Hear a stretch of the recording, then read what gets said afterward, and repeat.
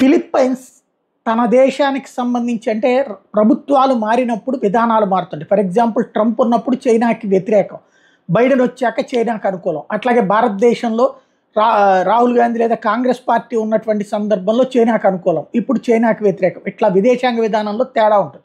అట్లా ఫిలిప్పైన్స్లో ఉన్నటువంటి గత ప్రభుత్వం చైనాతో ఏమైనా రహస్య ఒప్పందం కుదుర్చుకుందా? ఎందుకంటే ఇప్పుడున్నటువంటి ప్రభుత్వం అయితే చైనా ప్రభుత్వానికి వ్యతిరేకం, భారత్ అందుకని వాళ్ళకి బ్రహ్మోస్ క్షిపణం లాంటివి ఇస్తోంది. అట్లాగే అక్కడ ఉన్నటువంటి ఒక పోర్టుని భారతదేశానికి సంబంధించిన అదాని తీసుకోబోతున్నారు. అయితే చైనా తాజాగా 2016 డీల్ గురించి ప్రొజెక్ట్ చేసింది. China has publicized details of an unwritten 2016 agreement with the Philippines for access to South China Sea island.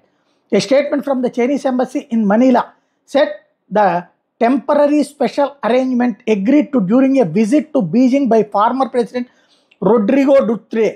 ఇది మాజీ అధ్యక్షుడు వెళ్ళి రష్యా వెళ్ళినప్పుడు వాడికి భోజనమే పెట్టారో అమ్మాయిలని సప్లై చేశారో తెలియదు, కానీ వాడితో ఒక సంతకం, అధికారిక ఒప్పందం కాకుండా అనధికారిక ఒప్పందం మీద సంతకం పెట్టి చేసుకున్నారు. అధికారిక ఒప్పందం అంటే ఇద్దరు అధికారికంగా అనౌన్స్ చేయాలా, ఆ తర్వాత అది వాళ్ళ పార్లమెంట్లో ఆమోదం పొందాలి. అట్లా కాకుండా వాడితో ఒక కాగితం రాయి చేసుకున్నారు. ఏంటి, ఫిలిప్పైన్స్ చుట్టూ ఉన్నటువంటి దీవులన్నీ కూడా చైనా యాక్సెస్, అంటే చైనా వెళ్ళి వాడుకోవచ్చు అని. ఆ వంకన అడ్డం పెట్టినే ఇప్పుడు ఫిలిప్పైన్స్ వాటికి దాడులు చేస్తున్నామని చెప్తోంది చైనా.